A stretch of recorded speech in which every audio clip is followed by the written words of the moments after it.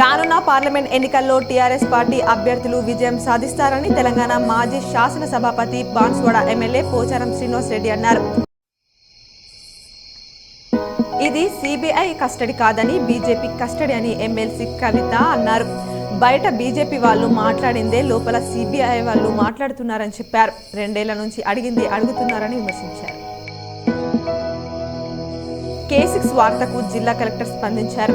అతి పురాతనమైన చరిత్ర కలిగిన సిర్నాపల్లి గ్రామంలోని మెట్ల బావిని ఉపాధి హామీ కూలీలతో శుభ్రపరచడంతో గ్రామస్తులు సంతోషం వ్యక్తం చేశారు.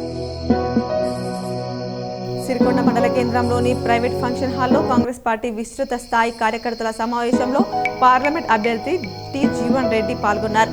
కాంగ్రెస్ పార్టీలో చేరిన పలు వివిధ గ్రామాల పార్టీలకు చెందిన నాయకులు పార్టీలోకి rural doctor MLA Bhupathi Reddy ఆహ్వానించారు.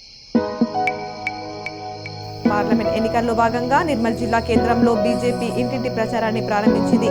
జిల్లా కేంద్రంలోని ప్రసిద్ధి పుణ్యక్షేత్రమైన బంగల్పేట్ మహాలక్ష్మి అమ్మవారి ఆలయంలో బీజేఎల్పీ నేత ఏలేటి మహేశ్వర్ రెడ్డి ప్రత్యేక పూజ నిర్వహించి ఇంటింటి ప్రచారాన్ని ప్రారంభించారు.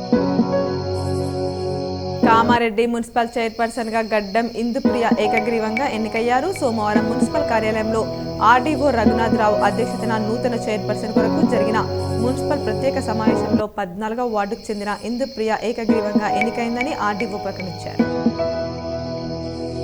సాలురా శివార్లో గల వంటి హనుమాన్ ఆలయ శిఖర ప్రతిష్టాపనను సోమవారం ఉదయం 9 గంటలకు గ్రామస్తులు వేద పండితుల ఆధ్వర్యంలో ప్రతిష్ఠించారు. పండితులు ఒంటి హనుమాన్ ఆలయం యొక్క గొప్పతనాన్ని గురించి భక్తులకు వివరించారు. నందిపేట మండలం తల్వేద ఉపాధి హామీ కూలీల వద్ద ప్రచారం చేసి నందిపేటలో పలువురు కుటుంబాలను ఆర్మూర్ నియోజకవర్గం కాంగ్రెస్ ఇన్ఛార్జ్ ప్రొద్దుటూరి వినయ్ కుమార్ రెడ్డి పరామర్శించారు.